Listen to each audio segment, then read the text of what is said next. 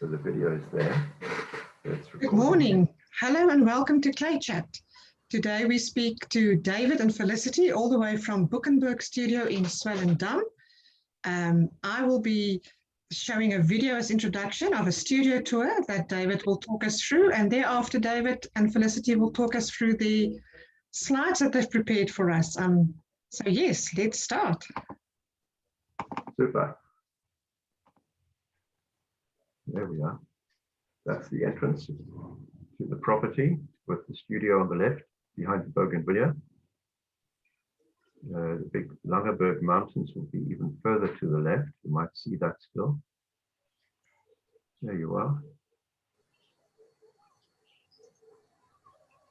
Nice late summer growth in the garden at the moment. Just listen to the birds.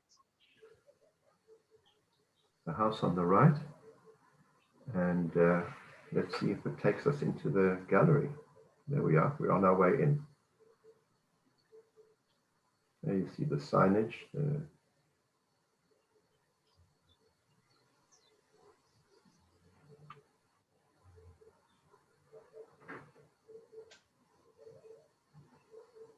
That's our permanent gallery space in the workshop area. It's an old converted barn. Used to be a dairy at one point. Pots are covered to keep the dust off. Big slab roller, boxes ready to go. Bisque pots, messy, messy. And into the workshop.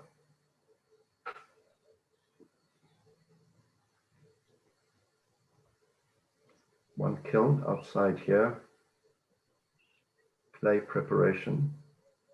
Those are our drying trays, big drums we use for mixing clay.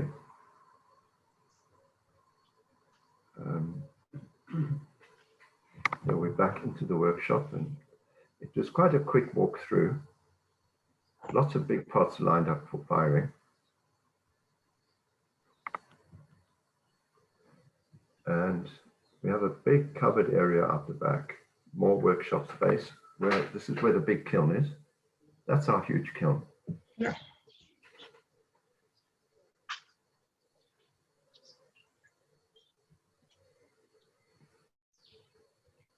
And just lovely greenery, lovely garden. Huge space we have around us. Just beautiful. All the birds and the greenery, it's just beautiful.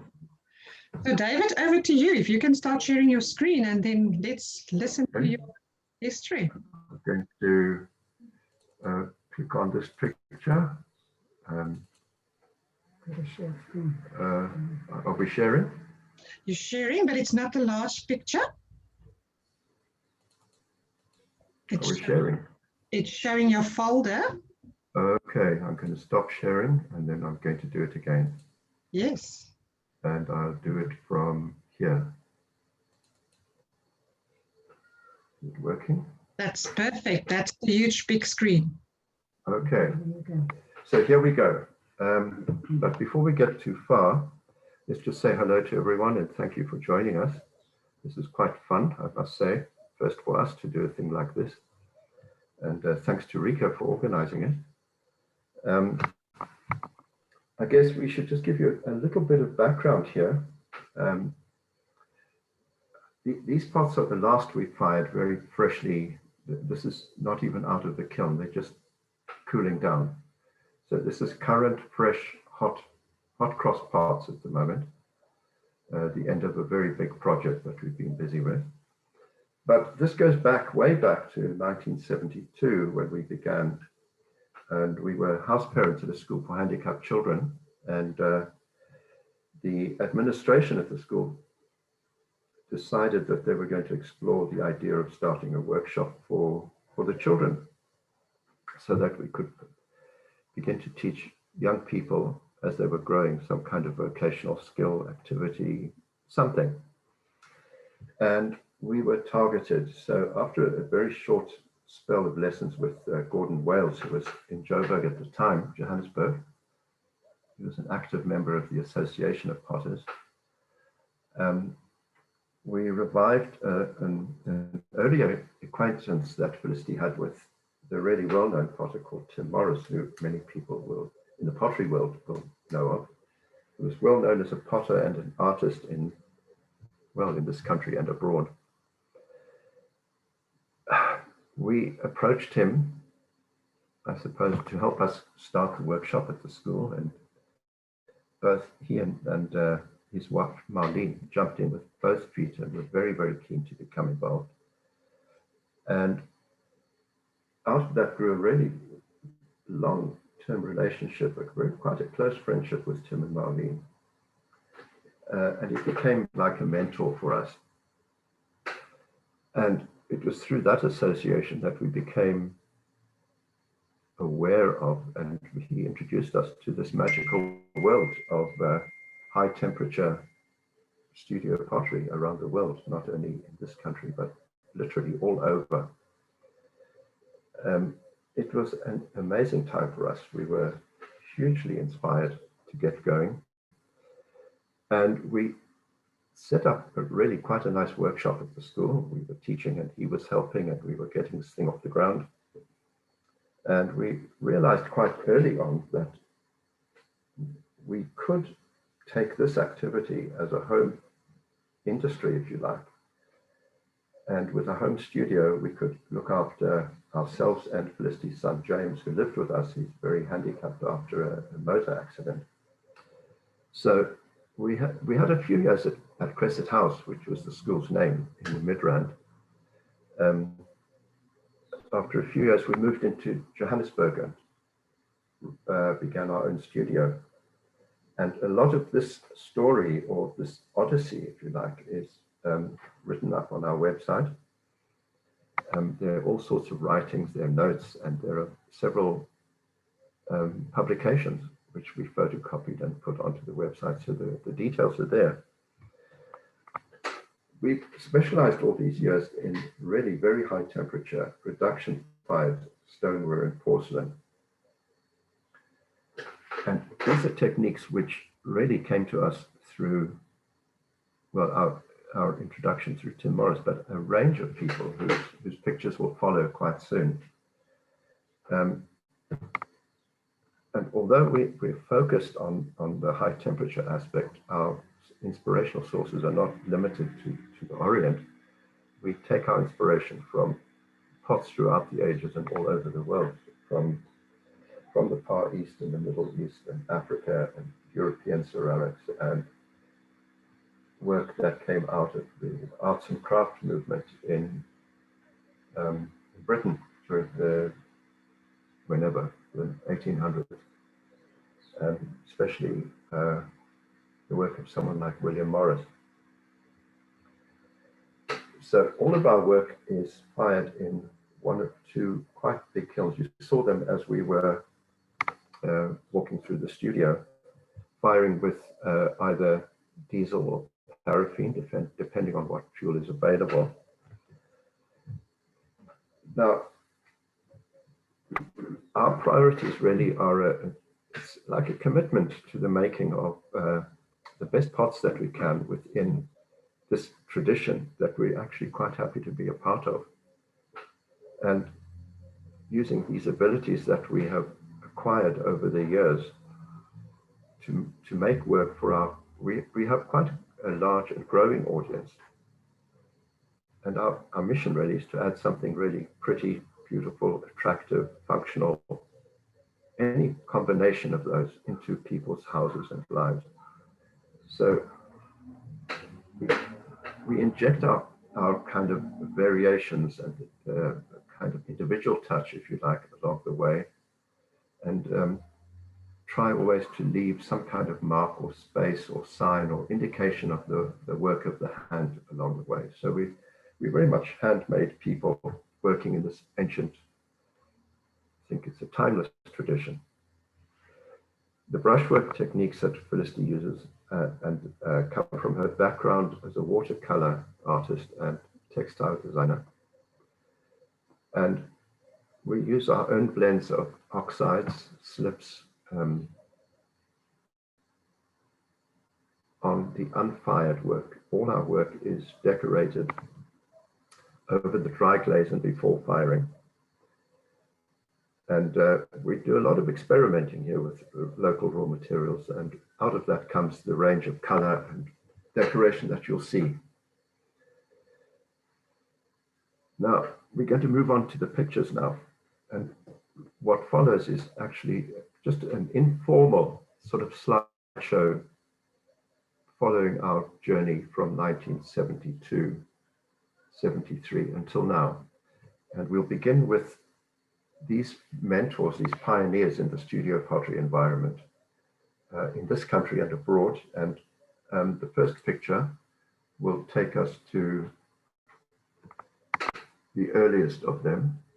On the top left is Tim Morris, who was our initial inspiration. To his right are the English couple, David and Margaret Frith. Middle left, Michael Casson, English potter. Middle right, Sammy Lieberman and Joe Farragher. This picture was taken in Johannesburg. Bottom left, S.S. Bosch, and bottom right, Chaim Rabinovitz. And this is where our kind of the tradition into which we have worked ourselves has come from. This was Bernard Leach's first pupil, I think, Michael Cardew, and this is the cover of his very well-known book. And this, I think Ray Finch was a pupil of Michael Cardew, but I'm not sure. This is the famous and great William Morris of the arts and craft movement in Britain. An important influence in our work was Felicity's mother, Ruth Wolfe, who was a prominent interior designer and decorator in Johannesburg, architect.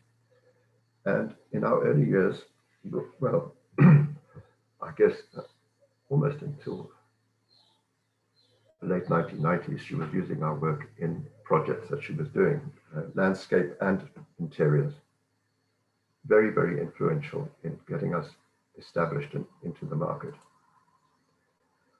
Helen DeLue, who had a shop and gallery in Hyde Park, an early outlet for us, and incidentally, during the 1950s, Felicity worked for Helen DeLue at her craftsman's market in the basement of Greaterman's department store in Johannesburg.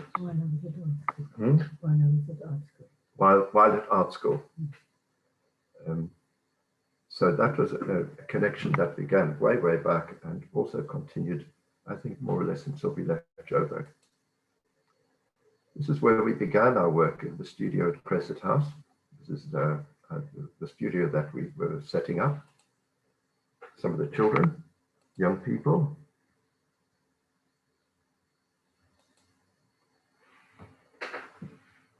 In 1975, we had some work from the school, you'll see it at the bottom here, on the first ever national exhibition of the Potters Association.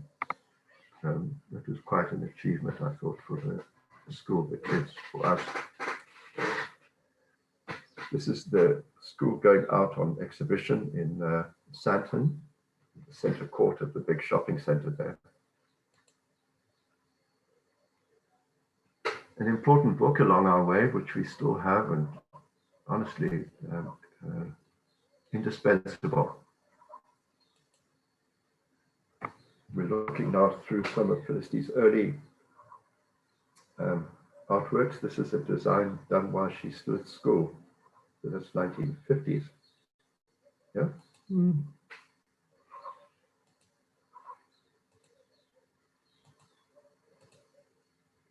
All pictures of children at the school.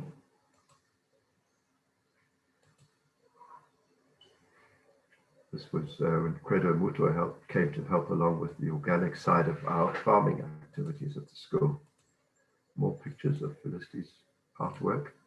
Early pots, this is probably 1973, 4, 5, somewhere there.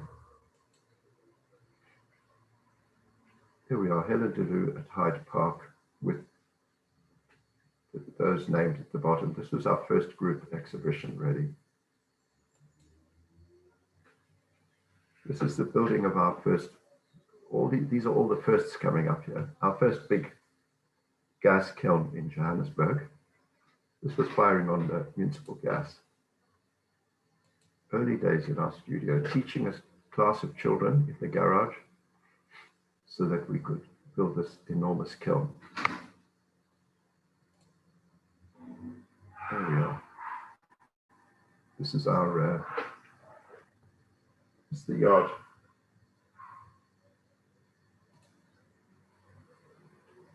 So we've jumped a little bit. We're in the early 1980s here, and this is an outing, I think, with this is an outing with Head Interiors, actually, an exhibition in Killarney, Johannesburg. More studio shots.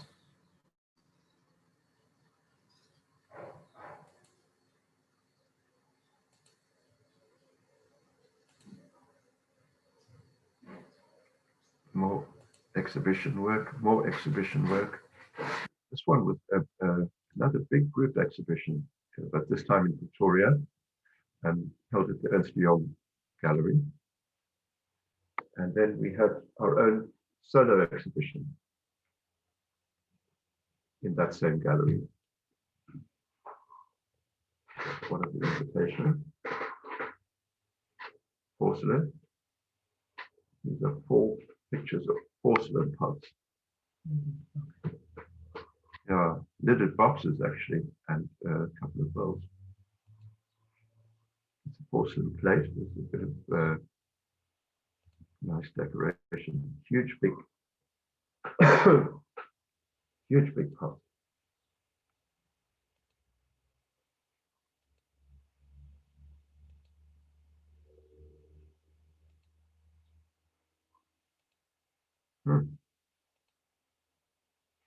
That's our big Johannesburg kiln.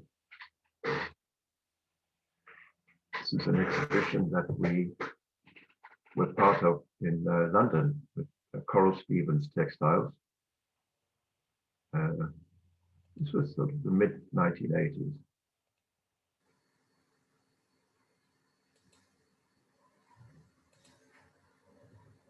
Just a sense of scale.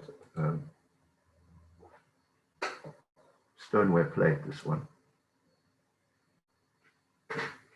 More stoneware. These are porcelain cups and saucers.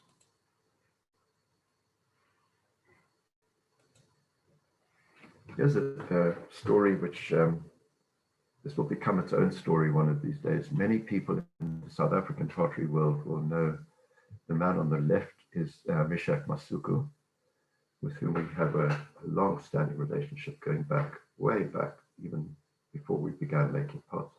And he works in Port Alfred. Now living in the Eastern Cape,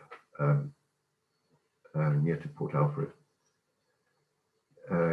He worked with us for a period at the Alexander Art Center, where we were active during the 1980s and 90s, and he was teaching there.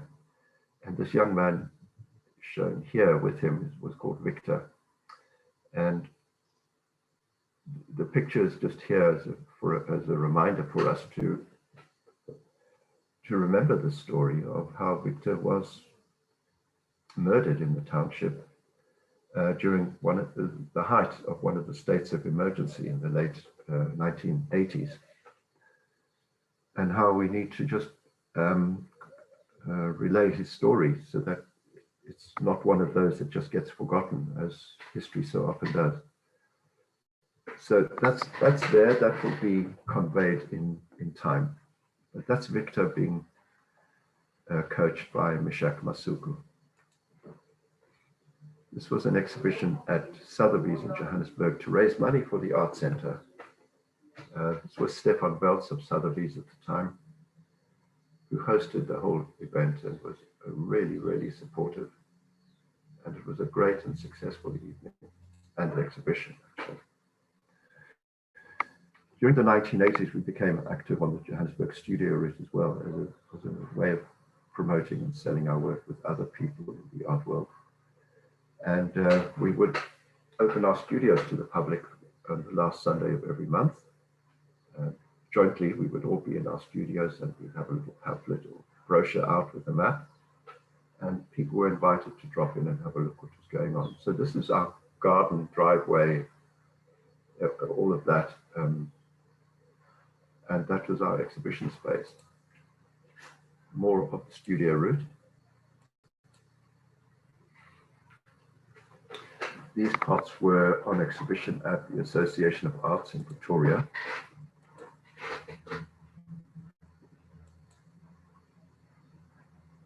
That's a workshop we did in Swakopmund in Namibia. I just love the idea of all these ladies standing, pulling handles. Alexander Art Center, new kiln arriving. That's Mishak. This is Gillian Bickel, who some people will remember.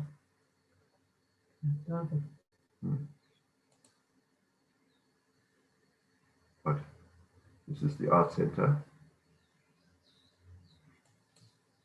Oh, we've gone a bit far here. That's the Johannesburg studio, the original signboard, which would go up to point people to the various studios. And this is what was happening on those open Sundays. We would be working and people would be wandering around and looking and buying pots. And it was a beautiful and lovely arrangement. Sometimes putting children on the wheel to have some fun.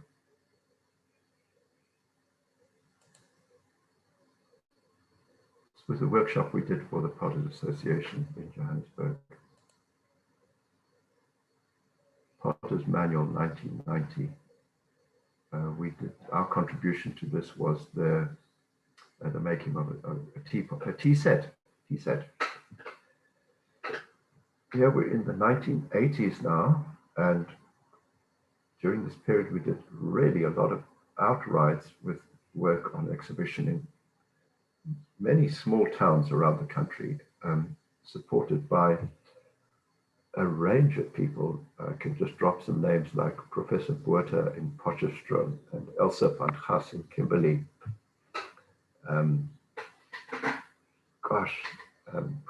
Dr. Stradom in George at the Stradom and Jordan Gallery.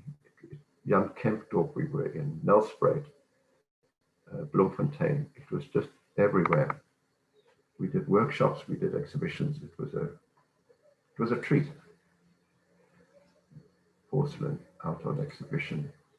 This was a trip we did to the UK in 1990, and here we are with Michael Casson, one of our, a real role model in the studio pottery world from the UK. Very prominent until he said 10 years or so ago. That was our first pamphlet, which came out of the publication of this book, which many people will remember. The same people who did the artwork for this offered all those included in the book a pamphlet as a special deal, so we had that done. This is our Johannesburg studio in the 1980s. A lot of functional pots, decorated, big pots, small pots, stoneware, porcelain, just turning out pots for just general sale, exhibition, and a lot of commissions we did during those years. We tried first attempted fiber lining of that kiln, or children on the wheel. More workshops for the Potters Association. That's just a huge, big porcelain dinner set. Big pots out on exhibition. Here are textile designs that Felicity did. These ones were done around the 1990s. No, 1990s. There you are. The cat's calling for food. And the dog. And the dog. Felicity's working on her tile panel. There's the date at the bottom, 1992. This is working, this is the same pot before and after firing. This is the famous pot that I took to London on a visit to attend a family wedding. And when I'd had an appointment with Cyril Frankel at Bonham's to show him the pot and see if they couldn't sell it for us, to maybe to begin marketing our work there. When we carried this pot in, I took it with my brother.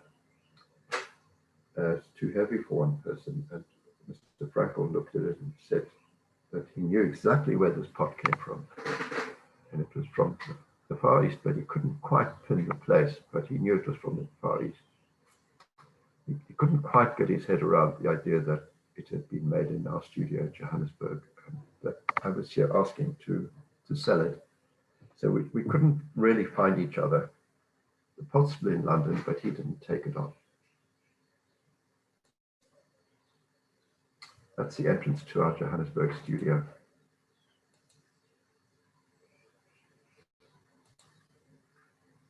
This was a big turning point. This was our standard Decorex of 1995, where we actually went to get a loan from the bank to an overdraft to afford to take the standard. It was a very prominent position, and the work sold incredibly well, and gave us the kind of encouragement to begin seriously thinking about moving to the country.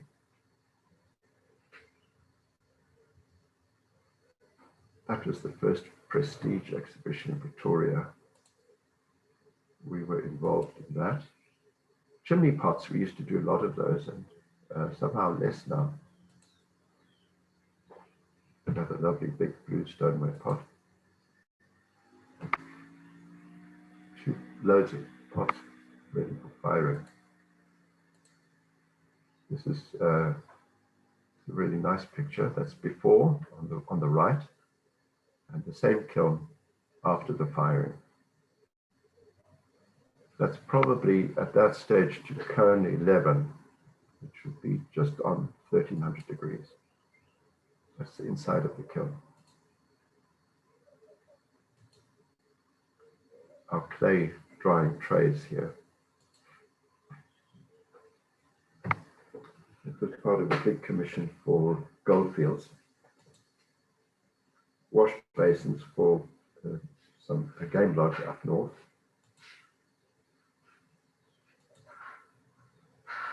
Here we're arriving in Swellendam with a small kiln in tow, which had arrived on a cattle truck and being offloaded with this really huge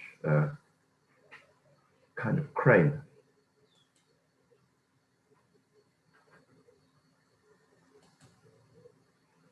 Just some nice projects that we were involved in.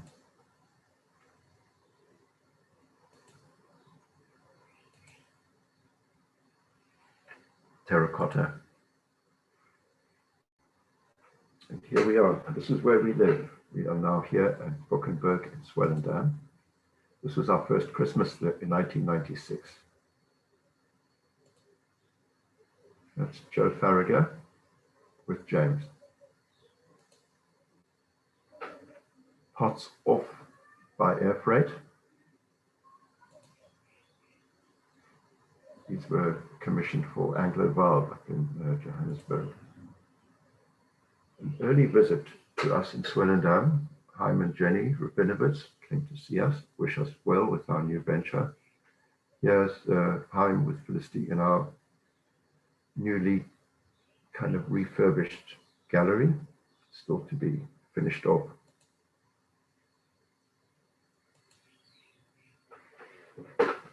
Out on exhibition again, this time in an ancient truck, restored by the man kneeling next to it, Marlene Muller, who took us with great pleasure to Stellenbosch for our outing to Decorex at Spear. This was the first Cape Decorex, and we had a stand there, which you'll see in a minute. There we are. It was on one of the decks, and it was just a wonderful space for exhibiting these big pots and small pots. That's a porcelain teapot.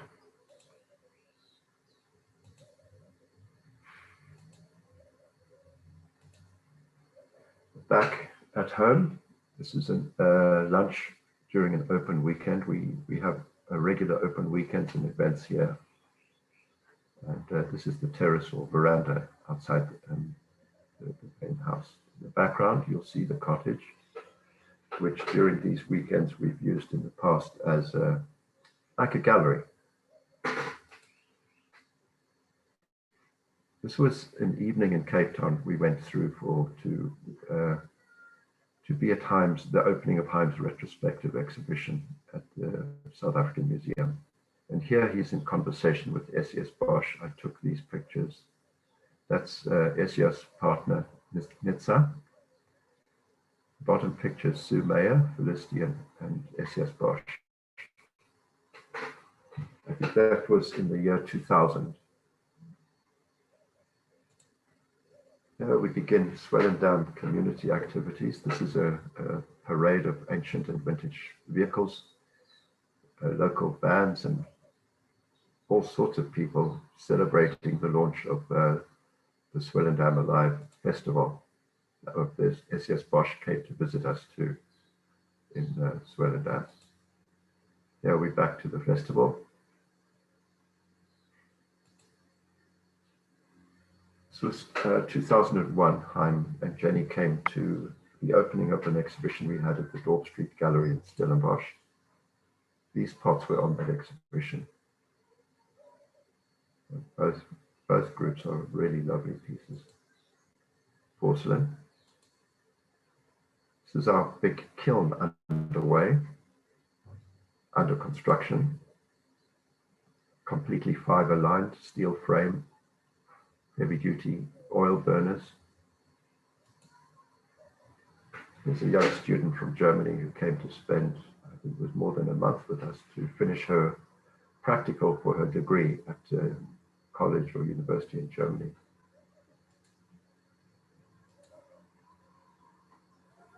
We love that fountain. We love big pots too.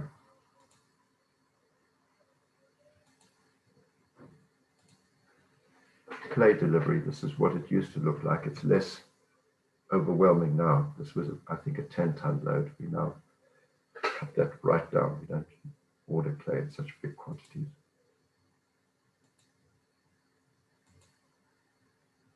Vegetable garden in the autumn or winter time. This is Jakob plowing our he had a big field with sheep and on the one side and vegetables on the other. This is Jakob, who used to come with his horses and his team to plow.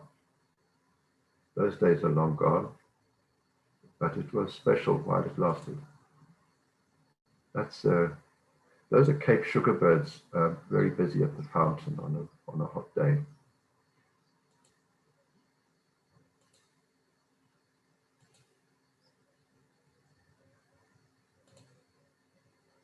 Our local swimming dam, very nearby. And above that is 12 o'clock peak. And from our garden, when we see that peak, you know that you're looking due north. More of Felicity's artwork. There you are, big kiln, big pots. Just gives us a sense of the scale of it all.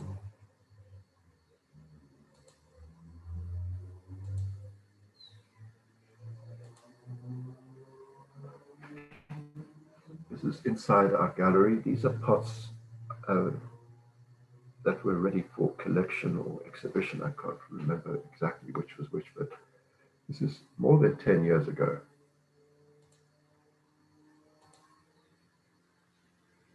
At work on a really big piece.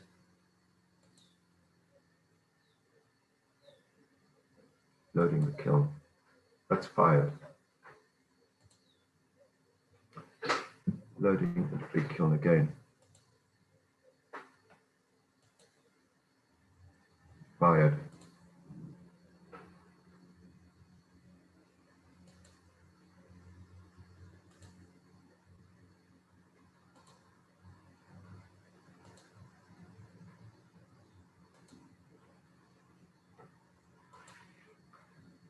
a lot of pots we have here.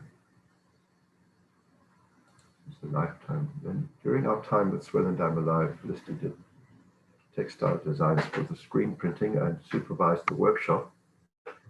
And they produced the fabric and made a range of products, as you can see.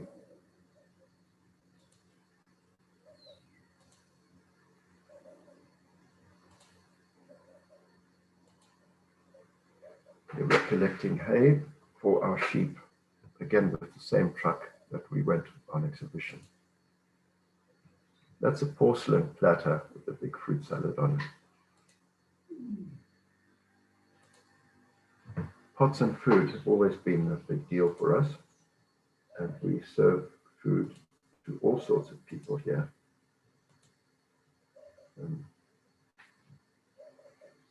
That's a 2005 cover of the National Ceramics magazine. Decorated pots waiting for firing. Bigger pieces going into the sun to dry, or drying in the sun. Bisque pots. That's the small kiln loaded.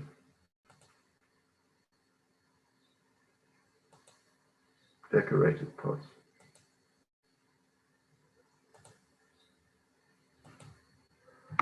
And mountains of pots as they emerge from the kiln, just piled up in the gallery before being displayed or dispatched wherever they're going.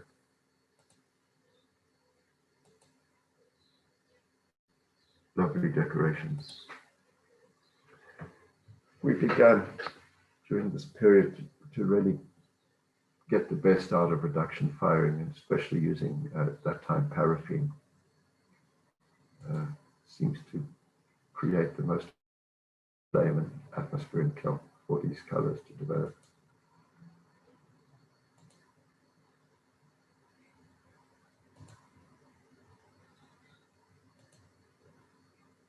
Decorations loosening up a bit as well.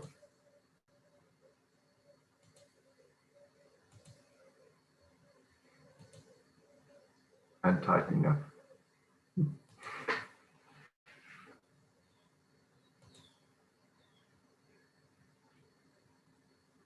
Those are very big stoneware jars. That's how I'm on another visit, late 2000s, probably 2007, mid 2000s. More layered and poured glazes. Wax resist with overspray. Very intense brushwork. More intense brushwork.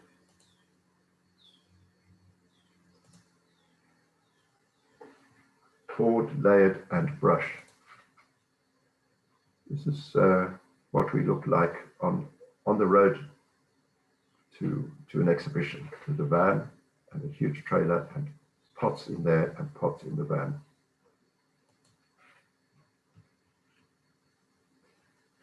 That's our big kiln, ready to fire.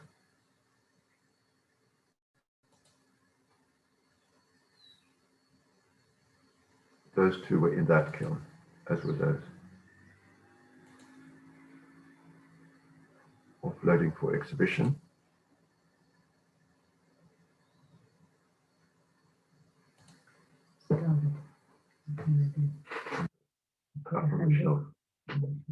Yeah. This is Johannesburg, exhibition in Johannesburg. Same exhibition.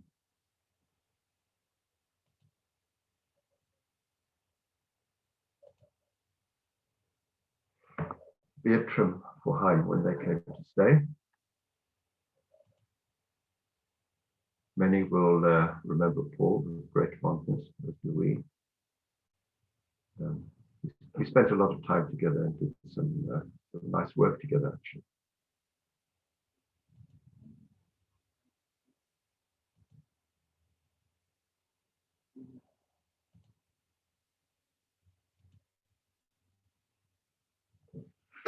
And demonstrating can be hilarious, as you can see. These kids were having such a ball watching it play.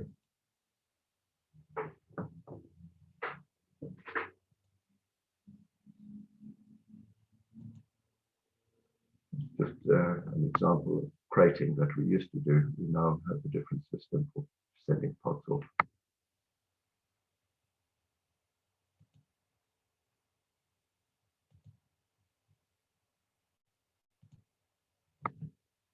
This is taken in our gallery here.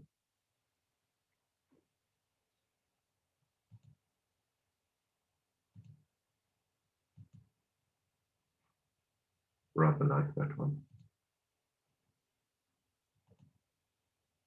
Another gorgeous fountain.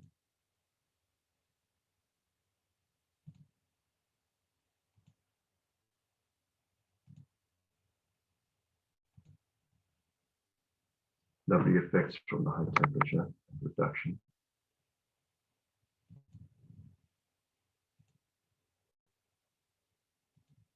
We often comment to each other that all these pots, especially while we were working through this thing, all these pots are actually somewhere in somebody's house, somewhere we don't know anymore. We know the bigger pieces and we know the regular people. These are all porcelain cups and jugs, porcelain bowl, stoneware, unglazed rim, wax resist, big stoneware planters, stoneware tile, beautiful mountain displays there. Digby and Penny, who's came to visit. Many in this country will know Digby for his amazing, wonderful work. Giant sunflowers and sweet corn in the vegetable garden. Summertime. Open weekend poster. It was our trip to Europe in 2008, I think. We made our way to the National Archaeological Museum in Athens, and we had to stand next to this pot, which appears in several of our important reference books. It was almost like a pilgrimage to go and visit the museum, find the pot, and even touch it. And nobody fussed even. More stoneware.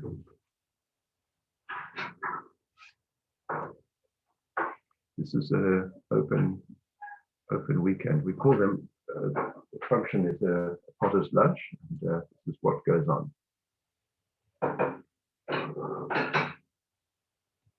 People, here's Paul de Jong. We worked on quite an ambitious project with him a few years ago.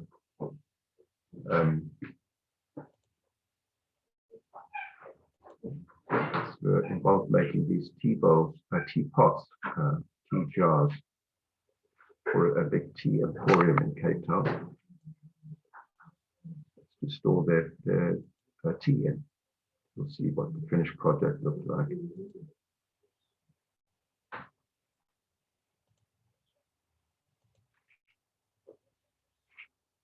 There it is. That's at the opening of the tea emporium. More artwork. This is artwork.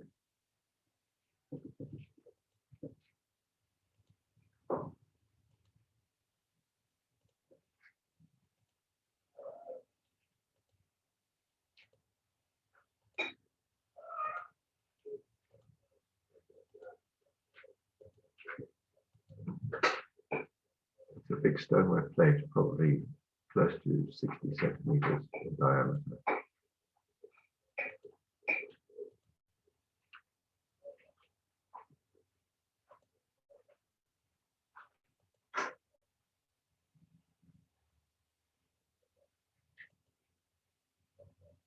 Sunflowers are big around here. We plant, most years we plant sunflowers in the garden. And more pots. chameleons painted, chameleons in the garden. That's the cat calling for food. Felicity is attending to it right now.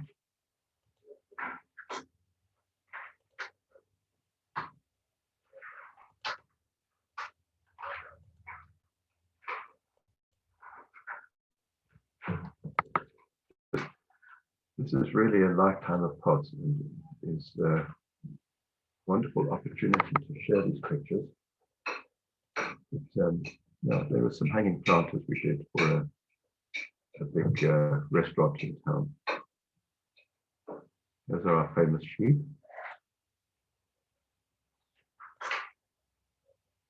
Sunflowers and sunflowers. That's Andrew Walford on a visit to see us. Again, many people will know Andrew and his work. He lives and works in a town.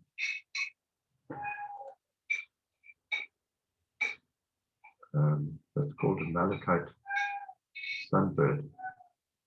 They're regular visitors in the garden and become a great subject for photography, garden birds. Teaching, we do quite a bit of teaching on and off. We have a regular class once a week here. We do workshops. These are porcelain pieces now.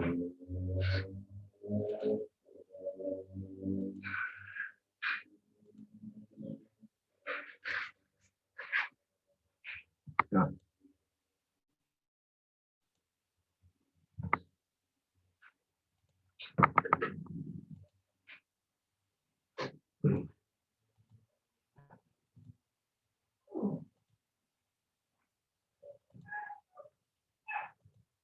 A lot of functional work.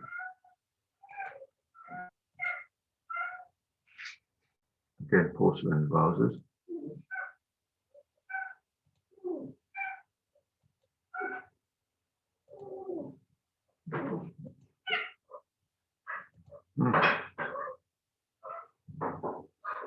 That's a little stoneware bowl, which I thought rather attractive.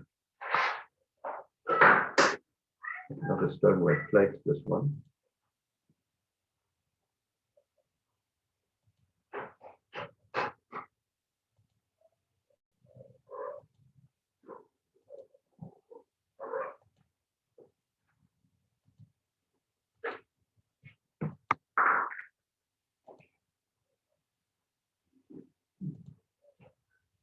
There's a few pictures showing something about clay preparation out the back.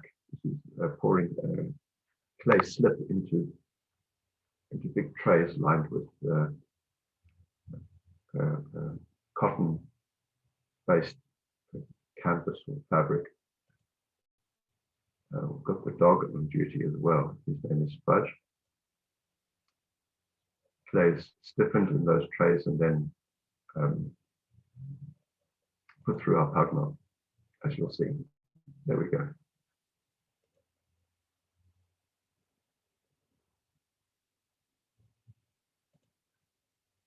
And there you can see both kilns actually in this picture. There's the big kiln at the back and the smaller kiln this side. That's a recycled clay, drying in the very weak sun.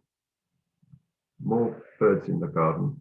These are called streaky-headed seed eaters. We plant the sunflowers and they come and eat them. That's Felicity in the garden in spring. There's 12 o'clock peak that you saw earlier from the dam. Here it is again. This is our garden at Drakensberg. And that's looking at the studio from the house. And looking at the house from the studio. Nice corner of the garden. Vegetable garden, full production. Beans, sunflowers, probably some sweet corn somewhere there too. More birds on the sunflowers. Late summer produce and more. And the pumpkin lady. And and an olive thrush in a bowl made by Tim Morris, which serves as a bird bath outside the studio. Big kiln going again.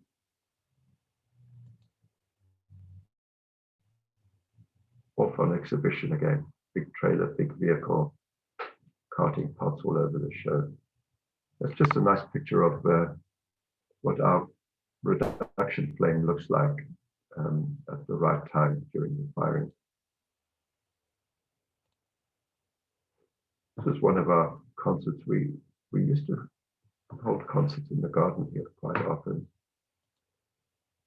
This was a full moon rising through the trees, and Tony Cox and Steve Newman were playing music on our veranda.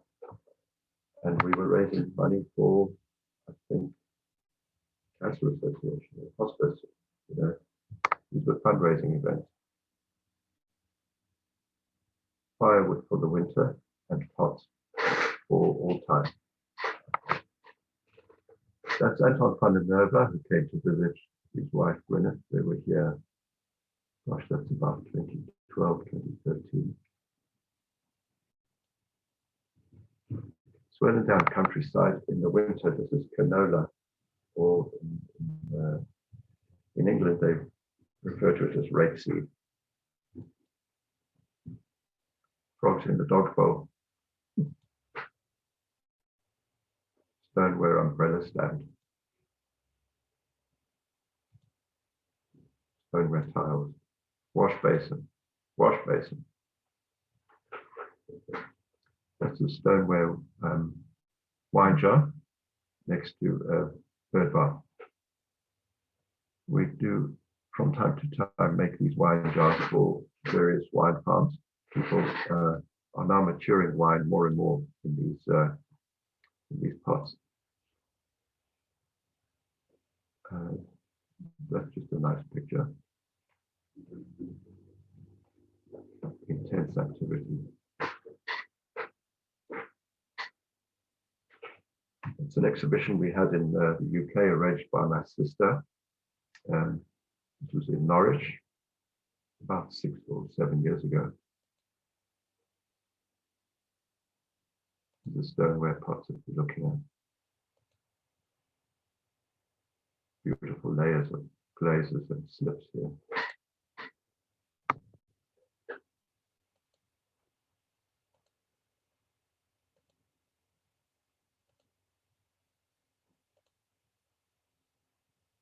Good, lovely melt on that porcelain.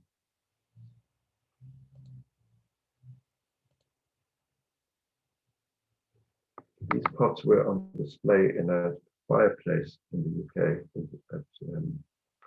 They told us about 500-year-old fireplace. It just worked. The whole thing looked so great. This was an exhibition we had at Eau de Libertas in Stellenbosch, with the work of the late Hannes Meyron, who died.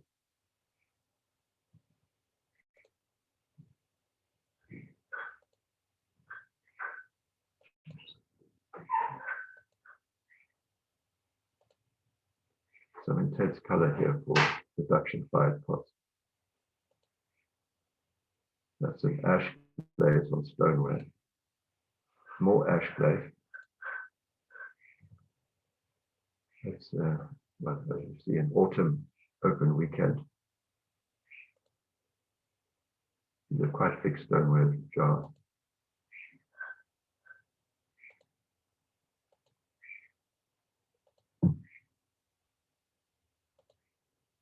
More ash glaze, all splashed.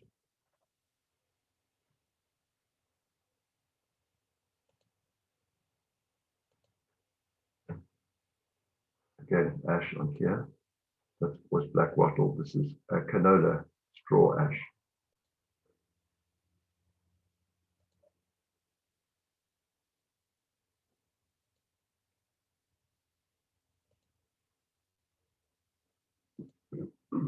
Potter's dog. This was set up for a demonstration, having a visit by a group he wanted a demonstration, and we set up in the garden, and the Fudge dog took over the show. Rather nice bird farm. Artichokes and artichokes in the garden. Another magazine cover, this one 2015. That's what the front of our house looks like. Wash basin in the kitchen. That's a stoneware lidded box. Tenmuku double glaze. Still a completely wonderful combination. This is a vine ash on stoneware.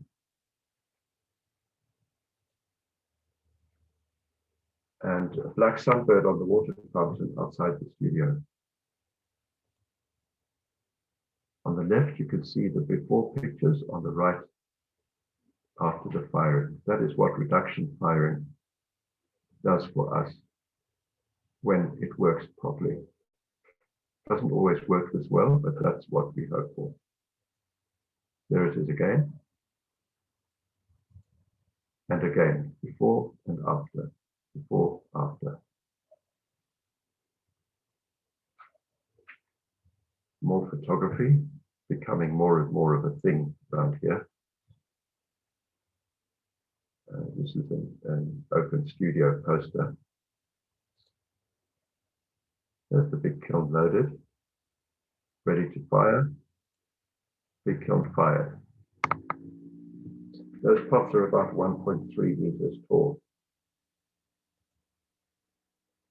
There you are. That's 12 o'clock peak in the background.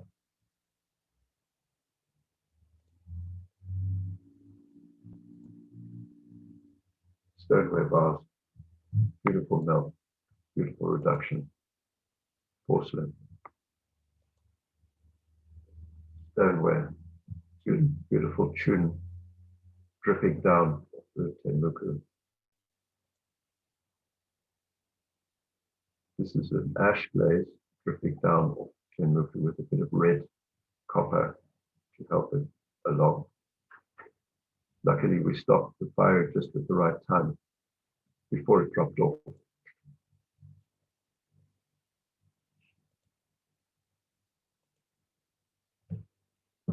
That's copper on stoneware. We did, as I said earlier, we teach from time to time, and we went through a phase of doing yoga retreats with a yoga teacher, and he would provide food, and they would do yoga and make pots, have a lovely weekend away from the city. Another poster for an open weekend. So our new packaging system, a recycled cardboard, we're sending these pots all over the world now when people order them. That side's got a bit quiet during the COVID pandemic. It's one of those boxes. That's ash over Tenmuku again. Faceted stoneware. Gold. More faceted stoneware. That's porcelain. Porcelain. Porcelain. Stoneware wash basin.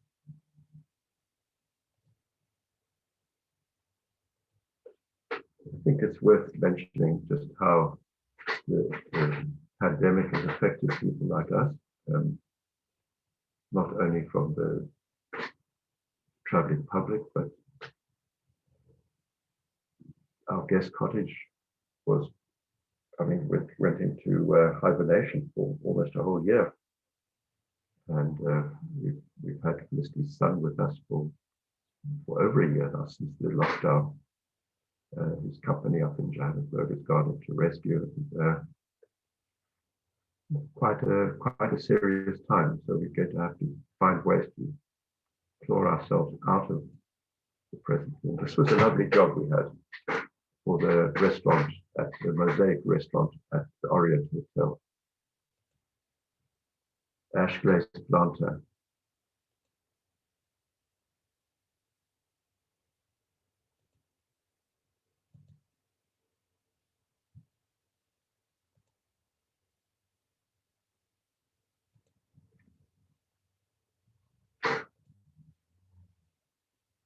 This is layered glazes on here with wax resist.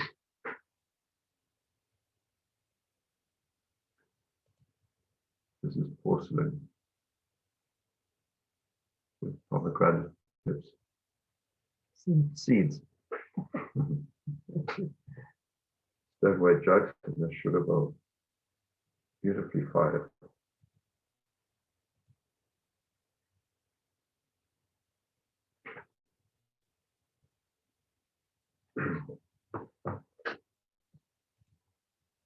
These are quite big pieces of sort of rustic stoneware, you know. Bird feeders have become quite a popular thing. This bird feeder hangs outside the studio, and it creates wonderful opportunities for taking pictures. With James enjoying his time in the workshop, as always. Landscape around Swellendam. That picture was taken in March, April sometime. Swellendam Winter School. It's been running for 2 years and gone into hibernation now due to the pandemic, but it certainly showed some potential. We had some fun. People would come up from the city for a weekend or 3 days workshop. And, there were many workshops running through the town. Here we are into our food now for our open weekends. Always a big deal.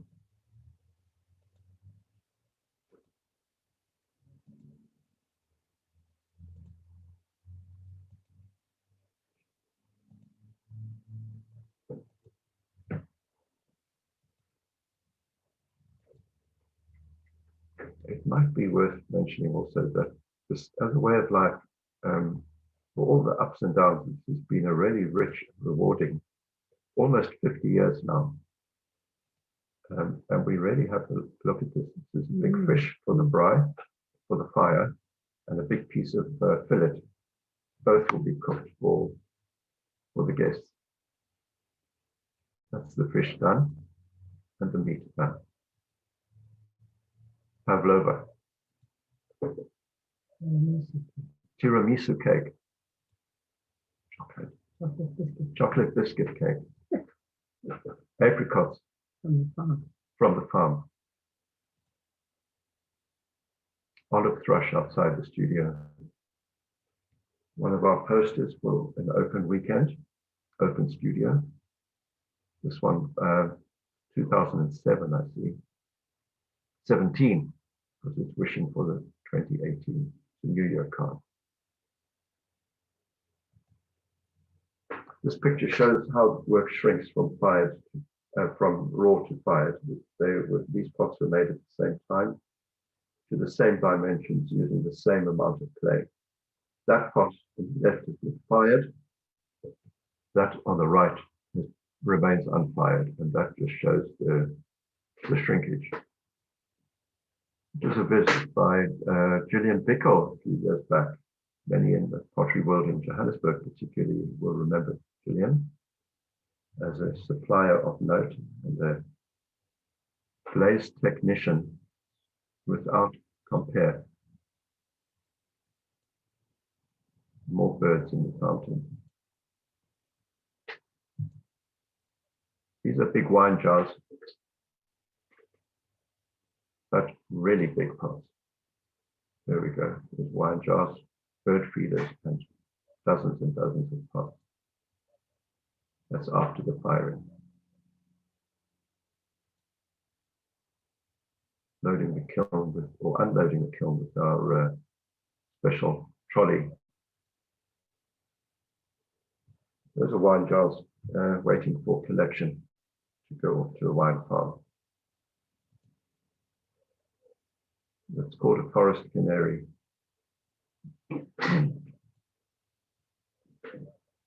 More functions at our place. Swellendam landscape. This is the farmland very near to Swellendam. Another poster. Another poster. Reloading the kiln, James and I. And that's the same kiln fired.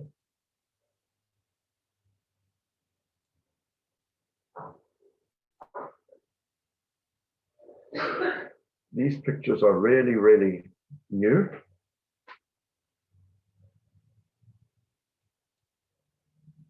That's more or less how we look at the moment.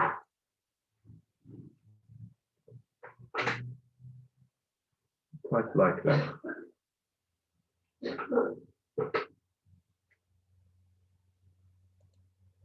And this was a bit of advice which we often pass on to people. It's a very sobering message from Alan Kager-Smith, who was a very well-known English potter. He's retired now. I think he's died now. What I was saying a little bit earlier was that this is, for all its ups and downs, the rewards attached to this lifestyle are immense, and we wouldn't change it for anything. It really has given us a chance to work at home, to look after James, and to meet people from now that we live in this part of the world, all over the world. We really wouldn't change a thing. I'd also like to just thank Rika for putting this together, for being so patient with us all. And, it gives us a chance, this Zoom thing, especially now with the pandemic raging around the world, to connect with the world, to connect with other people, other makers, etc., and take our whole journey forward. We don't have to be stuck in our little studios in isolation. We can talk to each other, we can share our work, our ideas, etc. So it's a fantastic thing. And really, thanks so much to Rika for doing this. David, thank you. What a visual journey. If there are people with any questions, ideas, thoughts, any comments, just make contact. We're on Facebook, Instagram, WhatsApp, telephone, you name it. We are connected. And we're still teaching. David, thank you very much. Maybe you can just stop sharing your screen there. Okay, stop share. Right, there we are. Yes, thank you. What a lovely visual journey.